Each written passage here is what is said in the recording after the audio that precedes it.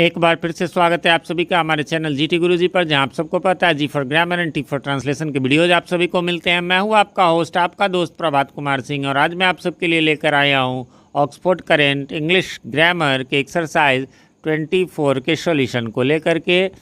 और इसमें आज मैं इसका सिर्फ पार्ट 1 मतलब इसका जो क्वेश्चन 1 है उसी का सॉल्यूशन लेकर के आया हूँ, क्योंकि इसमें 25 क्वेश्चन है। इससे ज़्यादा क्वेश्चन में वीडियो बड़े हो जाते हैं। फिर अगले जो छोटे होंगे तो 2 एक करके, जैसे वैसे ए अभी एक बनाया, फिर बी बनाऊंगा, फिर सी और डी हो सकता है साथ में। तो आप उसका लिंक ऊपर डिस्क्रिप्शन में और नीचे ऊपर आई बटन और नीचे डिस्क्रिप्शन में भी दे दूंगा, नहीं तो प्लेलिस्ट से जा करके आप लोग मिला लेंगे। करना क्या है इसमें, तो इसमें है कि rewrite the following sentences filling in the blanks with infinitives with और विदाउट टू। यानी जो इन्फिनिटिव्स होते हैं वो आपने समझ लिया होगा। यानी कोई भी जो प्रिंसिपल वर्ब होता है, जैसे यहाँ वॉक है और उसके पहले टू है, तो बिना टू के यूज़ करेंगे तो ये बेयर इन्फिनिटिव होता है ना। इसलिए यहाँ लिखा विथ और विदाउट टू।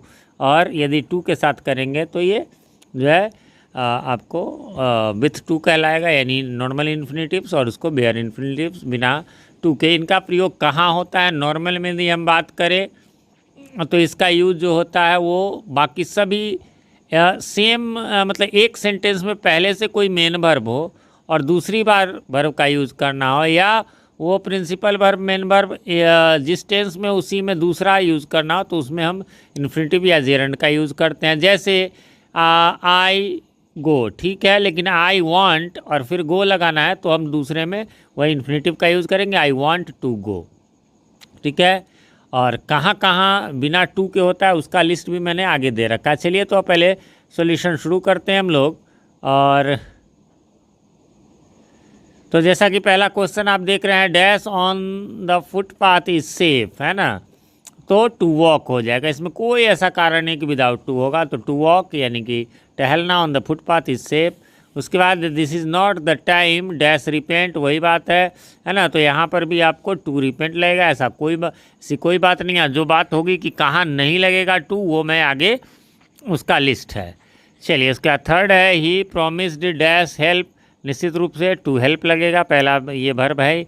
अच्छा, हो सकता है कि कुछ लोगों को लगे सर ये सेकंड में वर्ब कहाँ था, तो इसमें इज ही मेन वर्ब है। मेन वर्ब याद रखेंगे और प्रिंसिपल वर्ब में अंतर है, ठीक है। तो जो है आगे बढ़ेंगे, तो इसलिए यहाँ पर टू हेल्प लग गया। उसका अंतर मैंने टेंस वाले वीडियोस में बता दिए हुए हैं कि प्रिंसिपल वर्ब मेन वर्ब। उस पर एक्सरसाइज भी ऑक्सफोर्ड करेंट जूनियर ग्रामर के एक्सरसाइज के जो वीडियोस हैं उस प्लेलिस्ट में जाकर के आप देखेंगे, इस पर चैप्टर ही है, उसमें पूरा मैंने बताया हुआ है इन्फिनिटिव, जेरंड, पार्टिसिपल सबके बारे में, उसका सॉल्यूशन। चलिए, तो इसमें आप आ जाइए 4 नंबर में, गिव मी अ पेन। सीधी सी बात है, यहाँ पर है ही पहले से, इसलिए टू राइट लग जाएगा, जैसा कि आप देख सकते हैं। He wants dash an engineer, B है, बी में भी जो है बी का वैसे तो फॉर्म इजेमार वाजवेयर होता है, बट नॉर्मली जब ये टू बी के रूप में भी ओरिजिनल में होता है तो टू लग के ही बी होगा। What are you dash do, तो टू डू पहले से गोइंग है, इसलिए what are you going to do हो जाएगा। फिर है you out dash your elders, out के साथ ये ऐसा, हालांकि आगे आपको दिखाई देगा मॉडल वर्ब के साथ नहीं लगता, बट ये आउट और यूज तो ऑलरेडी इसमें टू होते हैं, इसलिए यहाँ पर टू रिस्पेक्ट। फिर आ जाइए व्हाट मेड यू डैश, यहाँ पर अब ये मेड वाला। चलिए इसको बताएं, उससे पहले यहाँ पर आपको लिस्ट में दिखा देता हूँ, आपके बुक में दिया हुआ है। सबसे पहले तो आउट टू यूज टू को छोड़कर सारे मॉडल वर्ब। इसके अलावा फील हो गया, हियर, फील मीन्स महसूस करना, हियर माने सुनना, सी माने देखना, वॉच है ना माने भी देखना, लेट मीन्स किसी चीज़ में जब लगा देते हैं डायरेक्ट कोई इसका मीनिंग नहीं होता, लेट गो तो जाने देना।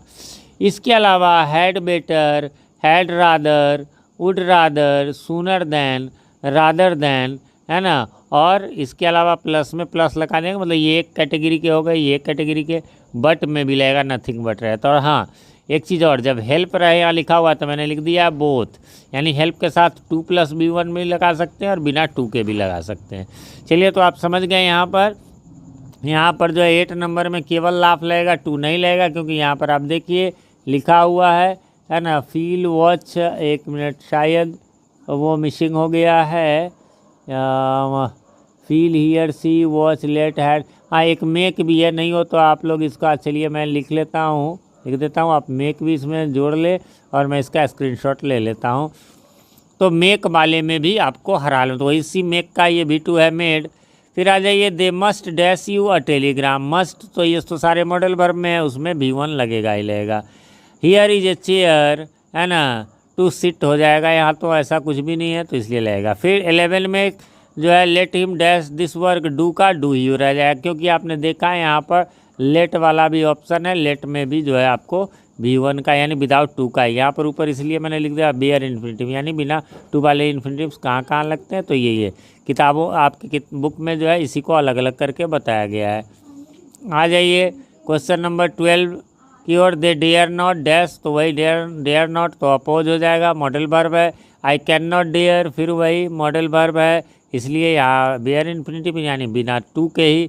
14 में भी है यू हैड बेटर, आपने देखा होगा वहाँ हैड बेटर जहाँ रहता है वहाँ भी आपको V1 यानी विदाउट टू ही लगेगा। वुड रादर भी आपने देखा है, अभी उस लिस्ट में था वुड रादर जहाँ पर रहे है ना, वहाँ पर जो है V1 ही रहेगा, बिना टू का ही रहेगा। इसका मीनिंग वैसे बता दे, I would rather die than beg, यानी मैं भीख मांगने से मरना पसंद करूँगा। I heard him dash cry, heard भी उस लिस्ट में था, हियर था तो हियर का हर्ड इसलिए क्राई लगेगा है ना, मैंने उसे रोते देखा। उसके I saw him dash it, तो सॉ जब ये रहेगा उसमें भी सी भी था तो डू का डू ही रह गया। बढ़ेंगे आगे 18 की और 18 में है I will not let you dash die है ना, तो लेट जहाँ पर रहता है आपने देखा है वहाँ भी बिना टू वाले इन्फिनिटिव लगेंगे। हिट इज़ नथिंग बट वाले में भी आपको पता है बिना टू वाले ही इन्फिनिटिव लगेंगे। फिर यहाँ मेड है, मेक से ऊपर बताया है तो मेड वाला जहाँ रहेगा है ना, वैसे इसका मीनिंग हो जाएगा ही वॉज मेड लाफ, यानी उसे हंसाया गया है ना, मेक लाफ माने हंसाना, तो यहाँ पर लाफ लगेगा। उसका I felt the earth dash, तो फेल्ट पहले से फील वाला भी था इसलिए शेक हो जाएगा, मैंने धरती को हिलते हुए महसूस किया।